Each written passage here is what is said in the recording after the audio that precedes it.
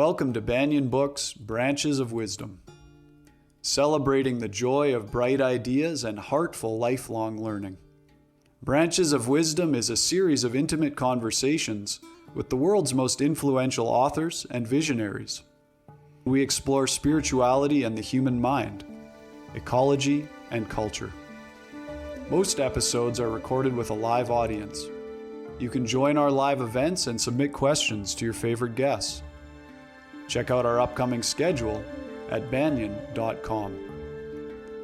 Since 1970, Banyan Books has been a rich oasis at the crossroads of wisdom and philosophy, offering resources for humanity's evolving paths.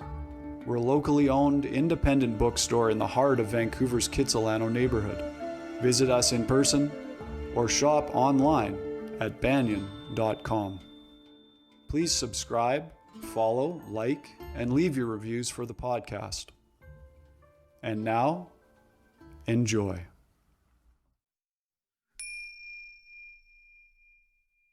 Welcome, everybody. My name is Jacob Steele, Events Manager for Banyan Books and Sound. Today, we're delighted to be hosting Erika Buenaflor discussing the book Animal Medicine, Curanderismo Guide to Shapeshifting, Journeying, and Connecting with Animal Allies. Erika Buenaflor, MA-JD, has a master's degree in religious studies with a focus on Mesoamerican shamanism from the University of California at Riverside. A practicing curandera for over 20 years, descended from a long line of grandmother curanderas, she has studied with curanderas, curanderos in Mexico, Peru, and Los Angeles, and gives presentations on curanderismo in many settings, including at UCLA. She is the author of Cleansing Rites of Curanderismo Soul Retrieval, and Sacred Energies of the Sun and Moon. And today she will be talking about her new book, Animal Medicine, a Curanderismo Guide to Shapeshifting, Journeying, and Connecting with Animal Allies. To learn more about her work, you can visit www.realizeyourbliss.com. Erika Buenaflor, welcome. Hi, thank you so much for having me, Jacob. Thank you. Thank you. We're thrilled to have you. So why don't we begin with the foundational question, what is curanderismo? So curanderismo, at its essence, is a Latin American shamanic healing practice. And its roots are grounded in the practices of the indigenous peoples of the Americas. And then, over hundreds of years, it's become a very eclectic practice, but its roots are with the indigenous peoples of the Americas. And so what is your background in training in these practices? So my background in training, so my background as a curandera, it's very much, it's still very much predominant in a lot of Latinx families, especially first generation, where we have some kind of practices that our aunts, our grandmothers passed on, whether it was working with herbs, and healing. So I grew up with that. I was 5 years old when I first did what's known as the first limpia, a sweep limpia. I did it with a battery instead of a feather or anything like that, but I already was like, I knew how to do. I mean, it was just, I knew what I was like, this is something that I knew. It was definitely in my roots, in my blood, and something that I saw. So I grew up around that. And then when I came to live in the States, it was a little bit of a culture shock in the States, because when I came at the time, people weren't so open yet to speaking different languages. The predominant norm was like, you were American, so you spoke English and that's it. So it was a little bit of a disassociation growing up for a while, at least, especially just when I came. And it still is for it hasn't gotten 100% better, but there's a lot more immersion in terms of Spanish and culture and acceptance of that. So it wasn't until, my exposure to it, culturally was it was my aunts, my uncles, my grandmothers, but there was definitely a break a disassociation with that when I came to the States, right? Because it was like, it wasn't something that you were proud to be of. You weren't proud to have indigenous anything and not Mexican, or so it was like a like double stigma, right? And this is important in all this too, because a lot of us as practitioners, when we're reclaiming these things, and we're healing a lot of these, colonization, we're decolonizing our spirits, our souls.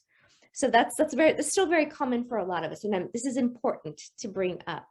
So my practice, and it was being interwoven with academic.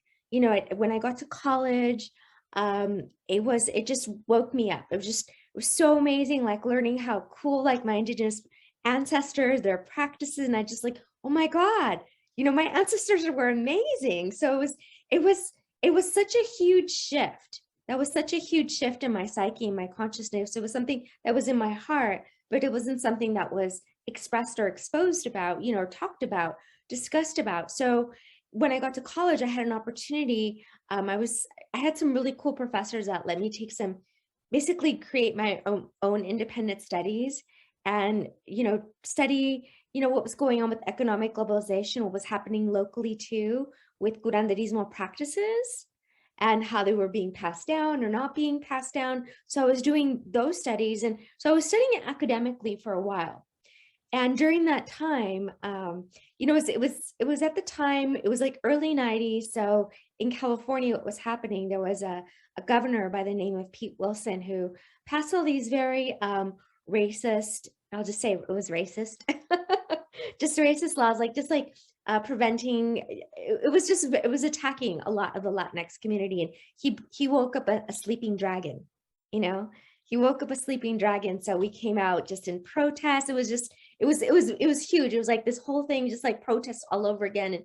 And then at UCLA, the school that I was at, there was actually a few years before I got there, there was actually a hunger strike.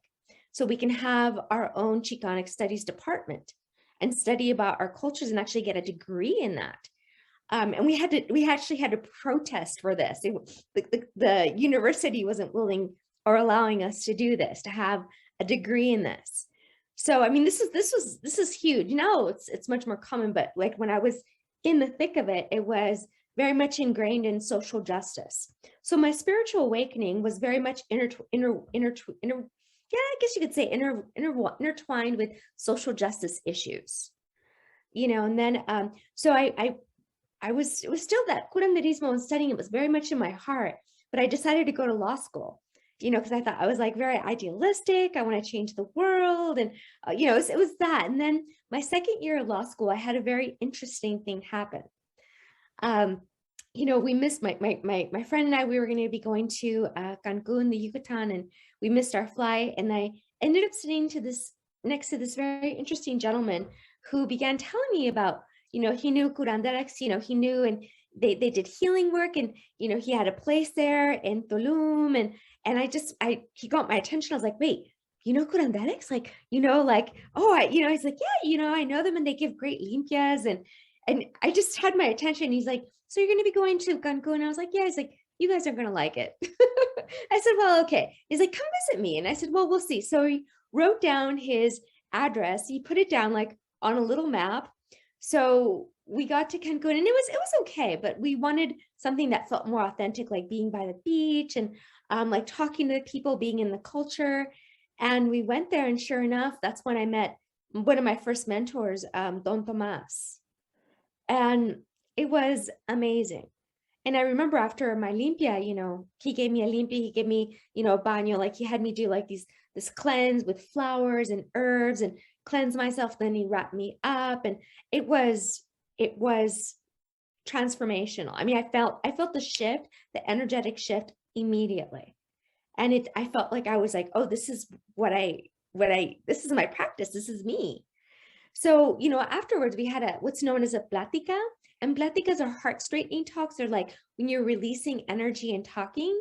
And he's like, so, who are you? What are you doing? And I told him, I said, oh, I'm going to law school. I'm going to be an attorney. And he looked at me, he started laughing. And he's like, you're not going to like it. You're a curandera. Because I told him my great great grandmother was also a very well-known curandera. So that was in my family. It was like a distant past, but it was definitely there. And I told him about that. He's like, you're a curandera like your great great grandmother. And I looked at him and I said, okay, yeah, that's fine, but I'm going to law school. I just kind of like dismissed it, right? But after that, when I got back to LA, I actually planned my next trip 4 months later. And that happened for about 7 years. And I just kept going back. And then I also met in that time too, another mentor, Barbara, who was a sobadera. And that's basically working with like acupressure points and doing energy work with the body and releasing traumas that are stuck in the body. And she taught me all of these things. And then Don Tomas began also continue training me during that time too. So at that time, 7 years later, I was already an attorney, but I was living two lives, very separate lives. I was teaching classes too. I was taking different kinds of, you name it, but I didn't yet identify myself as a curandera too, because that was also something that I was healing in my psyche too, from just different things that I saw growing up and, what have you, right? So, what really turned it for me was the catalyst was I was hiking and I slipped. I fell off a cliff. I woke up being airlifted and I had a skull fracture, a brain hemorrhage, left AC dislocated, 2 vertebrae in my back fractured. I completely shattered my coccyx. Left leg, I fractured in 3 places, right leg, knee down, all of my bone shattered and came out of my heel. You're like, oh my God. I was really stubborn. They say that we choose things before things happen to us. And I guess I chose it because like, I'm really stubborn. I need something really big. So, at that time when they told me everything that was wrong, I had made the decision to stop doubting myself. I had made the decision because I knew who I was. I know who I am. Like I knew it, but I just kept like, oh no, but I'm an attorney. Somehow I'm going to make it work and I'll do it this way. And I don't know why I'm doing this. I just was constantly dismissing, what was in my heart, and trying to find it was just like, oh, this is just like something that I like to do. I don't know why I'm doing this, but I continue doing it. So at that time, I just basically proclaimed, and Spanish is called the don. It's a healing gift from God. And I proclaimed mine. I said, I totally recognize it. I have no doubt this is who I am, because I knew if I didn't do that, I was going to be handicapped the rest of my life. And, long story short, I worked in that time, I was in a wheelchair for almost a year, but during that time, I utilized everything that I had been taught. And long story short, after not walking for almost a year, after my last surgery, I walked with a completely normal gait in less than 2 weeks. And I had lots of other things happen. I had osteomyelitis where I lost half the bones of my ankle, you name it. But I used herbs, I used acupressure points, I used breath work, I used all those things that I had been learning. I used working with the sun, soul energy from the sun, which is known as tonali. So I used all those things, and that was my full-time job, and it worked. It worked, but like the universe I put myself through all that because I needed to like shift out of that, right?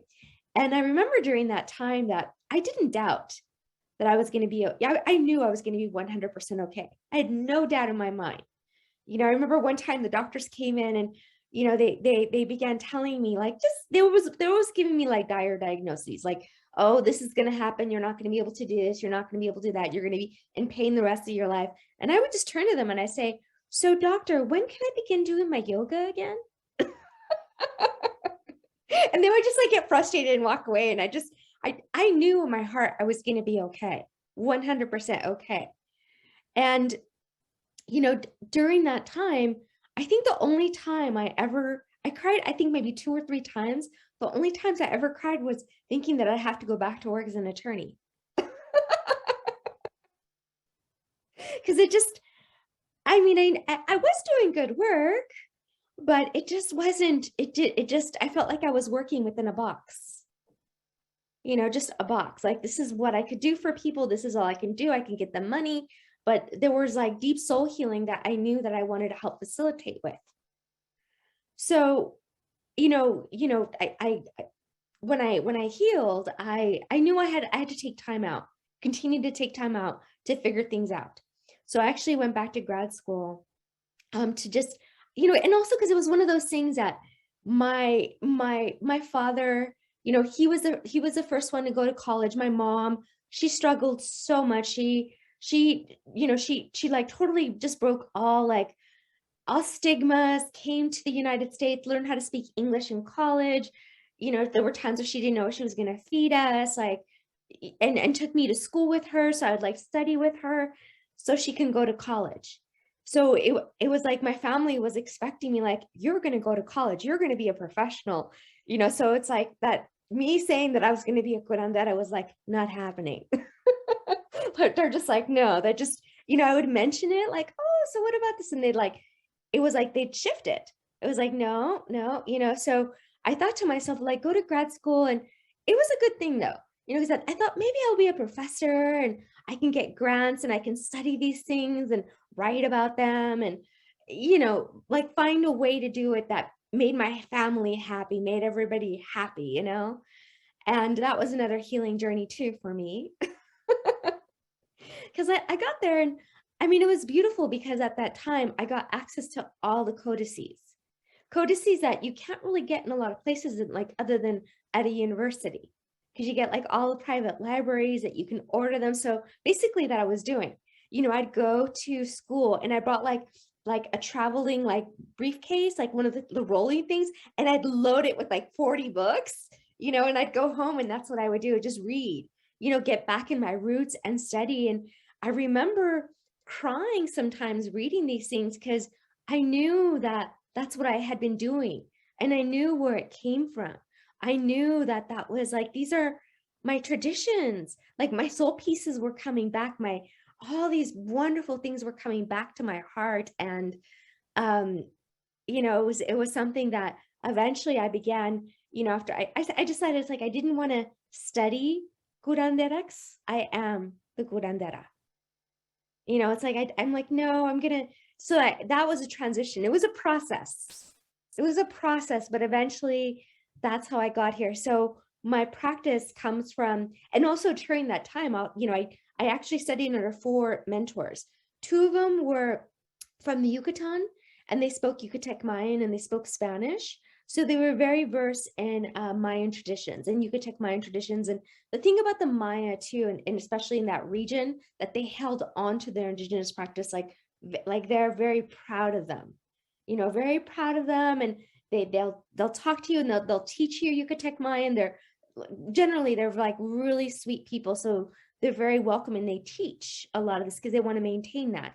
And then I had 2 other mentors that identified with those traditions and also identified themselves known as Nahuatl, which is generally associated with indigenous traditions in central Mexico. That's like the Zapotec, the Aztec, central Mexico. So it's a little bit north, so it's basically like indigenous tradition. So a lot of it is grounded in practice and academia in the indigenous traditions of the Americas, like in Mesoamerica specifically. So that's a lot of what I write about. That's how I practice. That's how I teach. And that is what is in my heart. Well, I think it's quite extraordinary the way that like you are a practitioner of this, and at the same time you've really delved into the history and the study of it, and you have you at the university, so you have both of those to bring, and you've written this book, the animal medicine. One question: what prompted your? Well, actually, before that question, what could you give a sort of a picture of the book, like sort of an overview of what you were doing with it, what you were saying? Absolutely. So I wanted to give, it's broken up into 2 parts, right? So the first part talks about how to develop connections, with our, and I use it as a general because there's so many different terms, and I said animal guides because even in indigenous traditions, there's so many different relationships with working with guides and animals. And yeah, there's a lot with that. So I said animal guides encompasses everything. So, you know, and then in some instances I make a nuance. So I discuss like the first part is how to begin connecting with them and journeying with what are known in shamanic traditions and curanderismo traditions as the non-ordinary realms. Because there's a lot of medicine in these non-ordinary realms, and we can also do soul retrieval, we can do healing work, get messages. So we work with them in the non-ordinary realms. And then the second part talks about working with them in a way that, not the way that Western sees shapeshifting, but in the way that indigenous people still see shapeshifting. Some, you know, because some it's like, you know, that they're like, if you do shapeshifting, you're a bad bruja, you're a bad witch. You must be dangerous. It's like, you know, but those are like colonial kind of like mindset. But like the indigenous, they know that it's really to help raise energy, to do healing practices, it's to revitalize our energy. And sometimes it's important because it's healthy ways of releasing and allowing ourselves to get in touch with our primal instinct. So it's shapeshifting energetically, physically, astral, and being able to see, like talking about that, like all the, because those are practiced. Those are practiced. It wasn't just physical shapeshifting, you know, and those are talked about in the codices, 2 different ways of doing that. And I bring that in that, and I suggest that too. It's like, these are beautiful gifts, especially for people that have anger issues or aren't able to speak out, you know, are reserved or our general empaths, like is being able to connect with an animal and become that animal and take on those gifts. And then I have another part in the first part, the third section of the first part, it talks about basic ways of how to develop our symbolic communication, you know, how to start communicating with our animals, just general like aids. Because a lot of people ask me like, well, how do I do it? And I say, read my book. And I'll talk about that more, but there's just really practical and easy ways of doing that. And then the second part of the book, I discuss 76 different animals that I discuss, like, you know, I give some background, their mythologies and indigenous traditions, what are some of the non-ordinary realms that they're associated with, and some messages that they may have for us. So that's the overview. And lots of love. Lots of love, lots of love. What prompted your decision in choosing the animals that you decided to feature in the book? So the animals, you know, it was I think there was all the animals that I focus on, those were the animals that were most commonly discussed. They were discussed and they were discussed in so many different ways, you know, because there was actually, a lot of people think, you know, that plants were used as like, those were the most common forms of medicine, but it was actually a lot of like understandings with animals and working with animals that were used in a lot of recipes for healing, you know, like getting like just certain aspects, like a feather, or getting, you know, certain skin of an animal that would be used in recipes for, like, for example, like a dove, you know, like a feather of a dove or a part of a dove would heal people for jealousy. You know, that, so there were, I mean, there's all these different, so I got that, like the healing aspect. And then I also got parts of it from mythologies. I talked about the different mythologies that they were in. I talked about the different traditions, what they were connected to, so I got like the ones that were like the most talked about in all the codices, in all our books, and all our artwork, and our mythologies that we still know about. So I went through all those things. I'm like, those were the animals that came up, you know, those are the ones that came up. And yeah, and there were also like zoomorphic animals too, which I discussed too, but those aren't necessarily like distinct animals that we can say like, you know, yeah, this was an animal. In the Mesoamerican traditions, how cosmology, I guess, how do they view animals, and where are humans situated in the cosmology? So, you know, it really depends on the practitioner.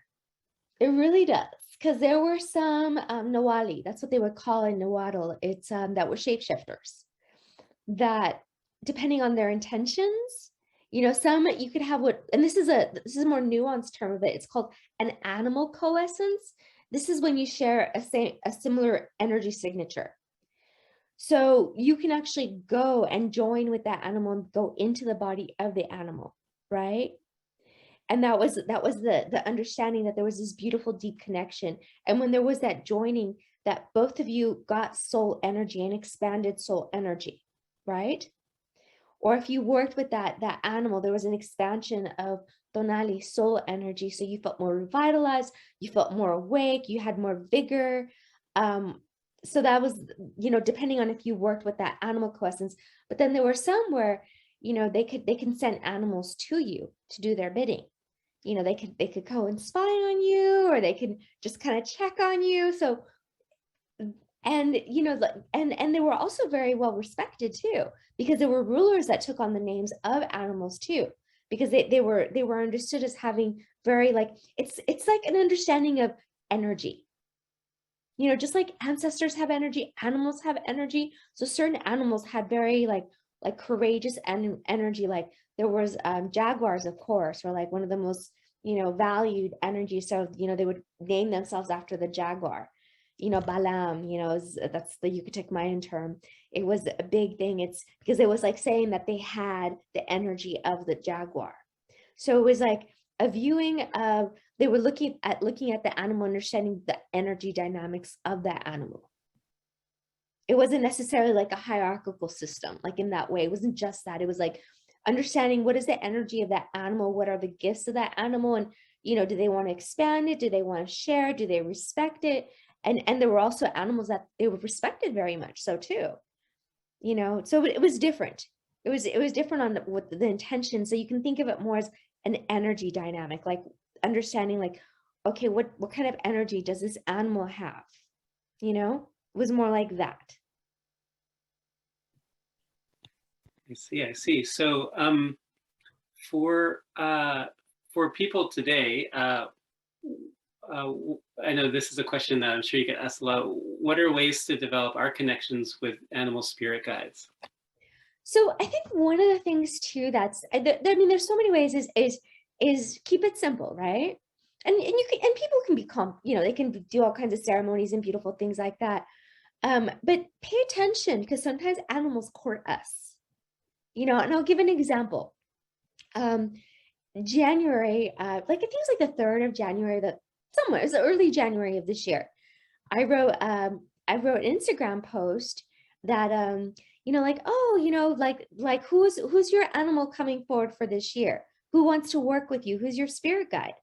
And immediately after I wrote that post, I went to get my trash, took out my trash, and there was a bee flying right in front of me, like flying. And it was like making itself known. And I was just like, oh, do you want to be my animal guide? And I got like a yes. And then right after that, I had, a little after that, I had a session. My first session of the day, I had a bee on my window screen, but buzzing really, really like. So right after that, after my session, I put a little animal gift that one of my clients gave me. It was a little, just like a little figurine of a bee, and then a little button of a bee. And I put it on my ancestor altar, along there to like, garner that energy of that. So it's also like just paying attention to like what they're doing, because animals court us, and we can also court animals as well. And, some ways that we can court them, and I kind of just suggested that too, is by, sometimes we'll get gifts from friends, or we see something, whether it's a little, a little animal, like it's a stuffed animal or a ceramic animal, or, a picture of an animal, or something that has beads of an animal, something that represents that animal, and we put it on our altar, in one of our altars. And animals are so intuitive. When we start doing that, they'll start coming around. I remember I put my first hummingbird feather on my altar, and then the next thing I know, that day I got like a swarm of hummingbirds like just flying outside my window, like hi.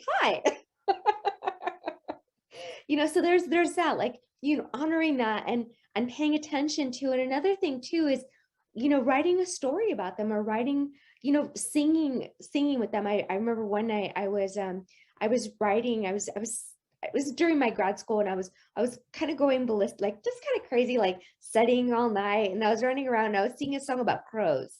It's like crows, crows, crows. And then the next day, I went hiking. And then at the very beginning of my hike, there was this beautiful crow feather, like right at my feet. Like they liked the song that I was singing for them. I was just like, oh, like, thank you. You know, just so, I mean, animals are just so intuitive. So intuitive. It's just they like to be acknowledged. You know, when we pass them, we say hi, good morning, you know, or good evening. You know, we acknowledge them. We see a squirrel, hi, how are you? Good morning. You know, have a beautiful day. You know, like it doesn't have to be complicated. It's like just showing them common courtesy and respect. You know, that's it. That's some of the things. And of course, too, like when we get like dreams, like we could also do dream work too.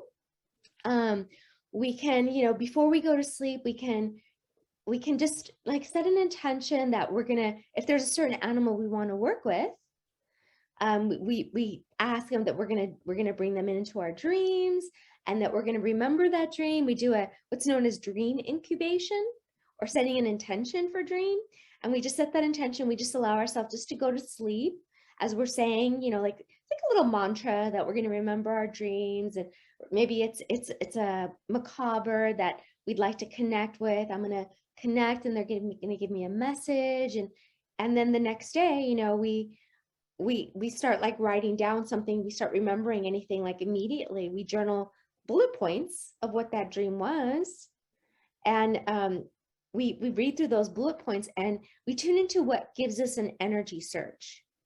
You know, like what kind of like something, you know, like we read like, oh, okay, the macaw had a message for me, or macaw's opening a pathway for me, or, you know, we just something that we feel it could be. And then we read the different associations, and we see what gives us an energy surge. And I talk about all these things in my book too. You know, I go through it, like how to do it, like how to tune into it, and see what feels like, oh, this is what it is. And then that night there'll be usually like, you know, something saying like just validation, like, yeah, that was right. Confirmation, that was right. You know, or sometime later that week or something will happen. So it's a lot of it is paying attention and being respectful and being courteous, and animals they're grateful for that, you know, generally. You know, some animals, they like to, like, you know, they maybe want to be left alone a little bit. Maybe they've been kind of like, I don't know about you guys. So maybe you gotta, like, you know, give them some kind of offering, you know, on your altar, or when you see them, or depending on how we work with them too. You know, if we're working with them energetically, then we do something, we leave it on our altar, we write about them. You know, if we're working them in the physical, then we leave it outside for them. Would somebody, like, if you feel a resonance with a particular animal, would you then work with that animal, or would it be more like you feel like it's the cure for something that's missing in you, like you need more courage, or would it be both ways? Definitely both ways. Definitely both ways. I mean, there's you know, it's interesting because crows are some of my favorites. You know, they're my favorite guys. I love them. They always have my back. They're always taking care of me. But then squirrels, sometimes they've been coming forward to me. And one time I had a squirrel come over and bring me an apple, like a little, it wasn't a full apple, but it was like, here you go, offering it to me. And I was like, oh, okay. And squirrels don't normally do that. So, I mean, the squirrel was telling me, like, giving me medicine. And it was at a time where I needed a courage for something, courage to make a big decision. And it was at that time where I was kind of like questioning, like, should I do this? Should I not do this? And shortly thereafter, I had a squirrel come over and bring me an apple, because squirrels are known to be very courageous in Mesoamerican traditions. So it was just like we're confirming, like, here's the medicine for you. Here's my medicine for you. You know, I'm gonna share my medicine for you, with you. So it's definitely, you know, they're definitely our friends. And definitely it's like one, and another way too, connecting with them is like, along with paying attention, is reading about them. What are their natural traits? You know, what are they nocturnal? Are they diurnal? Because a lot of the times, especially when we have a soul energy connection with them, we share a lot of their similar traits. So we can learn a lot about ourselves that way too. And we can understand what our cycles are. And it's nice too, because then they feel like, oh, that's respectful, that's acknowledged. It's a nice way of acknowledging them. You know, like all of us, like it's nice when someone like looks us up, like a little bit, when it's done with good intention, of course, too, you know, and does a little like background, and it's like, oh, thank you. You know, it's just courteous and respectful, and like all of us, they like that. As an example, perhaps, I resonate with deer. Yes. Is there like what would be some medicinal, some spiritual, some practices that are connected with the deer, just as an example? Well, the deer, especially with the Maya, in a lot of the artwork, especially the classic, during the classic period of the Maya, the deer was associated with death and rebirth. But it wasn't a complete rebirth, because what happened, it was a father that died, and they tried to bring him back, like rebirth him, like bring him back in some form, but instead the father came back as a deer.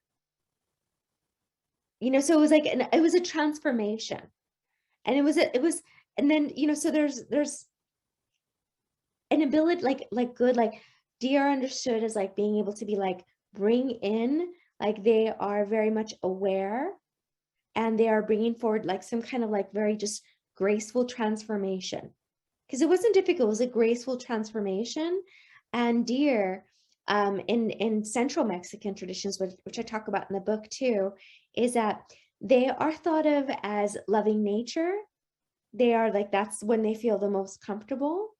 But the only thing that the day sign that says that they can be like, one of the things that they have to be mindful of, those that are connected with deer, is to be mindful of fear and doubt, because that could get the best of them. You know, that they're going to be at their best, that they're going to be at their most free and be able to transform when they are able to release any fear or doubt, because they can be timid in that way. It's good to be, it's said that it's good to be observant and assess, but to make sure that it doesn't get the best of people. You know, so that was like the deer medicine in that way. So it's just beautiful mythologies on that. It's an understanding that deer are very connected to being free, being very like just very flowing, you know, and understanding and working with nature. They just have a natural, you must have I mean, if you feel very connected with deer, you must have like a natural ability to work with nature and be in tune with nature. That was something that, yeah. Thank you. I had a question actually about for people that want to approach these traditions respectfully. Do you have thoughts on how to avoid things like cultural appropriation, colonized thinking?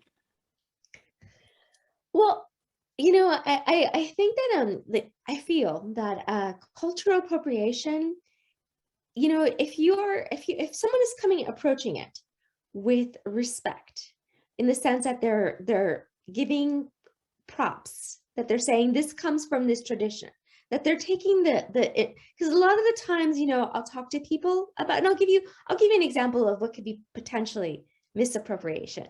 You know, when I start talking about the differences of Maya and Central Mexican, and then people will go, oh, but we're all the same. And it's like, okay, well, you chose to be all part of one melting pot. We're not. we're recognizing our nuances. We're recognizing all our beautiful, like, just diversity in that. So it's like taking the time of like just like researching it. And if you don't know, say you don't know. You know, I think that's the one thing. It's giving its roots, the history, giving these practices their roots, because they have been unrooted. They have been unrooted from where they came from. You know, we don't know where things are at. We don't know. And that's why a lot of people don't feel comfortable connecting with their ancestors, you know, or a lot of these traditions, because they've been unrooted. So that's what I always intend in doing in my books, is like, these are the roots. These are the roots. these are the roots, and if you're not from this culture, that's okay, but these are the roots, and you can say this is where it comes from. This is the Maya tradition, and this is what the mythology says, and this is how to do it, rather than saying, this is not knowing what the person is talking about. Calling something from another tribe that's not that. You're just like bringing it into this big melting pot where people don't want to be a part of that. They want to recognize their beautiful nuances. I would say, because there's always going to be a learning and respect of cultures and traditions, and that's what makes this this world beautiful, when we can learn from each other, and grow from each other. And that's hopefully what it is when it's done with respect and with love, and we're willing to learn and share that learning. Thank you. You and I had spoken before going live about possibly doing a practice or something, an experience. Do you feel like doing that? Sure. Yeah, let's do this. So basically in this, so this is something that I'm, it's going to be a little bit, little short, but I do want to preface with saying this too, that, and I interweave this in all of my books too, in terms of what is a portal, an access mundi, the sacred heart. This is again, an indigenous understanding that within the heart, and mountains, for example, had a heart. Certain places had a heart, and there were, in these world trees, in these access mundis, they were portals that could connect us into the non-ordinary realms. And interestingly enough, Gnostic traditions and a lot of more esoteric Christian traditions have an understanding of the Sacred Heart. But even like the Catholic traditions, and there are candles, we have the picture of Jesus with the flaming Sacred Heart, So it's an understanding that I'm going to take us through this journey of going within the Sacred Heart and opening up from our Sacred Heart, connecting to our animal guide. So it's going into different doors. The first door where we go into, it's seen as a sacred fire, and it's leaving all doubt behind in the violet fire, just putting all that, just anything that is less than love, putting that all in there. And then with the white fires, remembering that we're infinite, and then we're just going to all reach out and connect, ask to see, if an animal guide would like to work with us. Okay. So anybody who's watching, I'm going to ask everybody just to close their eyes. Okay. I'm going to join you too in this journey, of course. So I invite you to turn your attention and focus to the center of your chest, where your heart chakra is at. And please allow yourself to visualize a beautiful emerald light streaming out of the center of your chest. At the other side of that emerald light is a mirror reflection of you. It is the you that is always inspiring you to do healthy, loving, nourishing, nurturing things for you.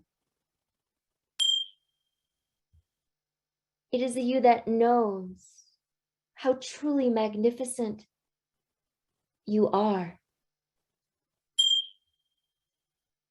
It is the you that is pure love and only love, the real you. And please feel into your energy as pure love, and allow yourself to open your heart to you more and more and more. And as you move your consciousness within El Sagrado Corazón, you realize that you are at the first doorway of the Sacred Heart, the archway doorway of the violet fires, the fires of alchemy, transfiguring divine love. Let these beautiful warm violet fires caress you love you, envelop you, and set the intention. And with this exhale, release into the violet fires any fears, doubts you are ready to let go of. Inhale, exhale, release. Inhale, exhale, release. Inhale, exhale, release. And you will remain in the violet fires, releasing, as within the Sacred Heart, we are our true selves, multidimensional. The next archway, doorway, always into the Sacred Heart is the archway, doorway of the resurrection fires. Let these cool, white fires purify you even deeper. Awaken within you dormant DNA. Awaken you to more of your infinite potential. And as you step within your sacred heart, you realize you are in a realm, an underworld realm. You are in a jungle on a beautiful full moon evening. And a jaguar, a balam, a beautiful jaguar is coming over to you. And with its bright yellow eyes, asks you intuitively, energetically, allow a light of love to shine out from the center of your chest. And through this light of love, call forth an animal guide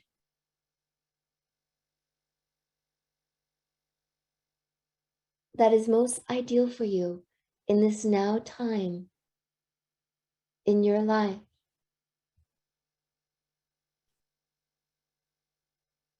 And thank them for bringing you messages. And as the days and the weeks and the months unfold, please tune into how you would like them to bring you messages, whether it be while you're in a journey, meditating, in a dream, in the physical, synchronicities, and invite them to work with you, whether you know which animal it is or not. Just tune into how you would like them to bring you messages and develop symbolic communication. And we thank the wise spirits of the underworld, the jaguar, for joining us in this journey. And together, let's take 3 inhales and exhales. Inhale, exhale. Inhale, exhale. Inhale, exhale. Beautiful. Just very gently open your eyes. All right, that was a little mini journey. Thank you. I won't say probably what it is, but I got a different animal than I would have expected completely. It's Really? an animal that normally would terrify me. Really? Yeah. A serpent? Yeah. Should I say, or is it? Yeah. Yeah, I could see it. It was like a cobra with like Yeah. with yeah. Yeah, I saw it. I saw it. I could see it. You just, yeah. I mean, if people are ready, like if able, like willing to share, like I could see it usually, like in journey work, like when I'm working with somebody or like I'm in their presence. And even though it's remote, I'm still in the presence with you. You know, I can see energy fields around people too and see it. So I saw that it was the serpent. That means that there's transformation for you, honey. There's some deep transformation going. Do you know if it was like a king cobra? Yeah. Yeah. Okay. Yeah. Yeah. So there's it's time to shed things away too. That's what I'm getting. It's time to shed things away, to let go of things that are kind of weighing you down a little bit, Mm-hmm. or maybe possibly. Yeah. Anything that you feel that there's just something to just like to step into you, to like really step up, and to claim you, because that's the king is you know, yeah, the king. Sounds about right. Well, I guess I should get to some audience questions here. We have a number coming in, and please keep writing them in to the Q&A. So Margaret asked if you have a particular animal guide. If I have a particular animal guide,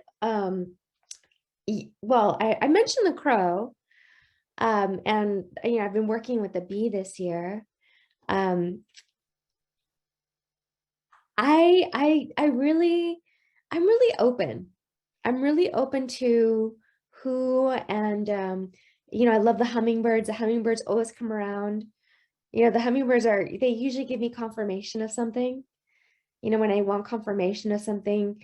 The crows, they're amazing. They're amazing. They always have my back. They always have my back. They always let me know, you know, when I see one crow, I know that it's a message from God. When I say two crows, it's like, be aware, be discerning. And, you know, and then sometimes when I'm running, I'll see two crows, and I've had that happen where like two crows are flying over me and a car's not paying attention, and they have me stop, and it's a good thing. And I have, you know, they give me gifts like crow feathers, and I just love them so much. Yeah. And I have them also on my altar, and I have a little crow on my altar, and yeah. They're very intelligent, apparently. They remember people, and Oh yeah, they're very adaptable, very resourceful. Yeah. When they talk back to me, when I say good morning, they'll talk back. They'll also, you know, them.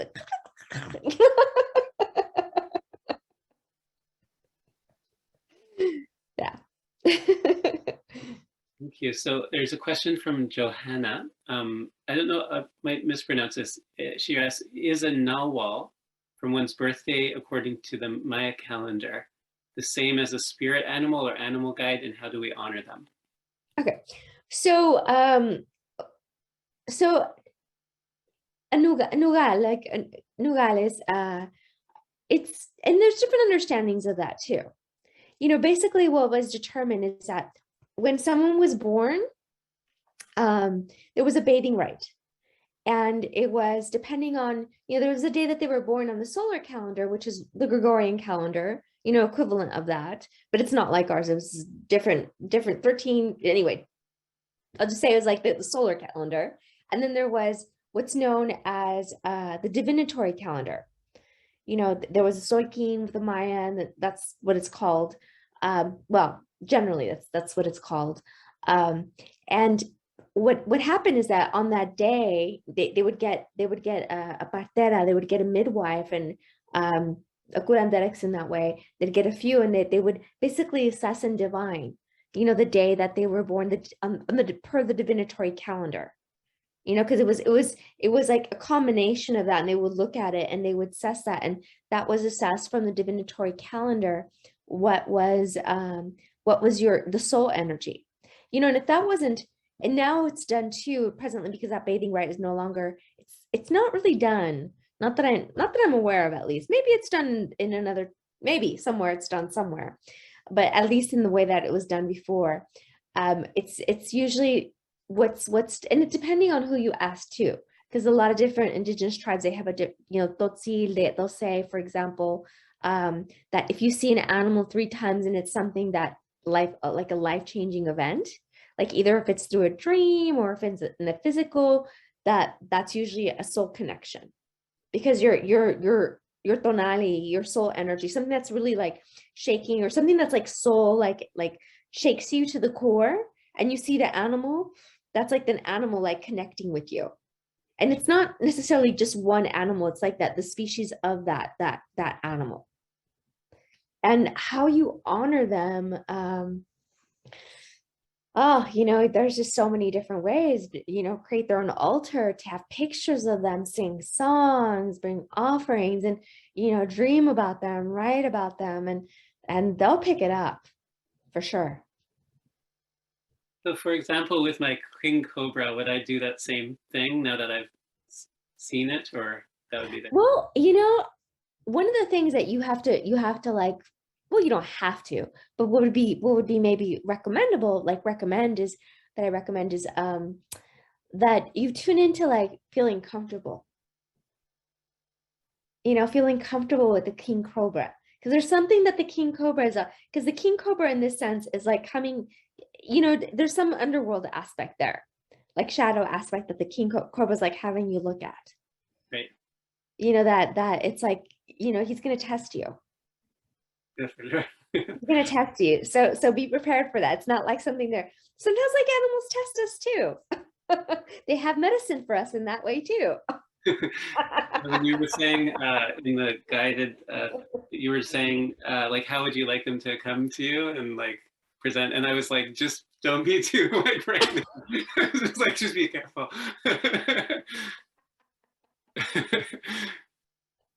Yeah. So I mean, it's something, that's why I'm getting the sense of too, is like when you feel comfortable like working with them, like, then you start like slow, baby steps, and then they'll come like baby steps too.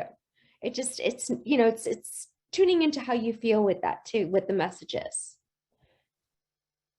So we're getting close to time, so let's maybe do 2 questions kind of quickly to make sure we get as many as we can. So Valeria asks, how long do you normally work with an animal guide? Can there be multiple one at a time? I guess you do multiple at a time, it sounds like. Yes. I definitely, sometimes it depends too. It depends on what's going on in our life.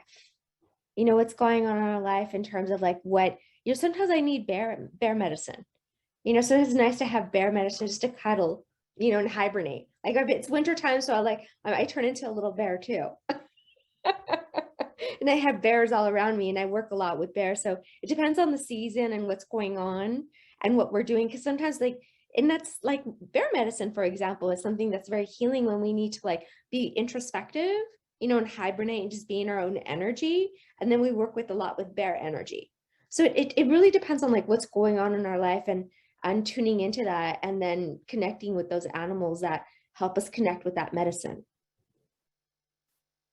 Okay, we'll have time for one more. Val writes, I've always been connected to many birds: crow, eagle, blue heron, owl, lately to the bear for the last 20 years. I am 74. Now I find the wolf calling me. Is this usual? Yeah, well, the wolf is very interesting. The wolf is, well, at least in Mesoamerican traditions, this of course this varies throughout. The wolf was understood like it was a loner, but at the same time there was a pack. It was in a pack.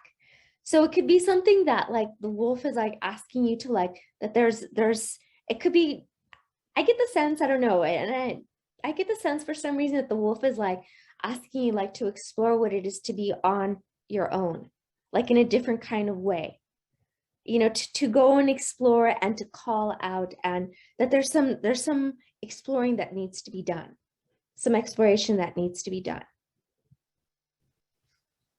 Yeah. That's really powerful. So I know many people are writing in speaking about the animals that they connected with. If they want to connect with you more, they can find you at realizeyourbliss.com. Yes. And I'm also very much active in IG too, which is Erika Buenaflor, Buenaflor, and then underscore curandera. Thank you so much for joining us today and sharing all this wisdom and really fascinating history and knowledge about animal medicine and Mesoamerican Curanderismo traditions. I'd like to remind everybody that the book, Animal Medicine, a Curanderismo Guide to Shapeshifting, Journeying, and Connecting with Animal Allies is available from Banyen. You can go to banyen.com, banyen.com. And on behalf of Banyan Books, thank you all for coming out today. And thank you, Erika Buenaflor. Thank you. Thank you. Have a beautiful evening. Thank you.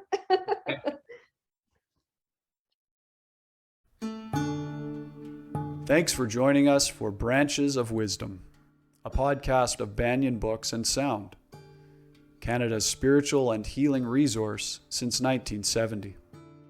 Our podcast producer is Jacob Steele. The show is edited by Abdo Habani. Watch all our conversations on YouTube by searching for Banyan Books, or listen on your favorite podcast platform. Please subscribe, follow, like, and leave your reviews and comments. We love to hear from you. For all our live events, books, and more, visit us at banyan.com.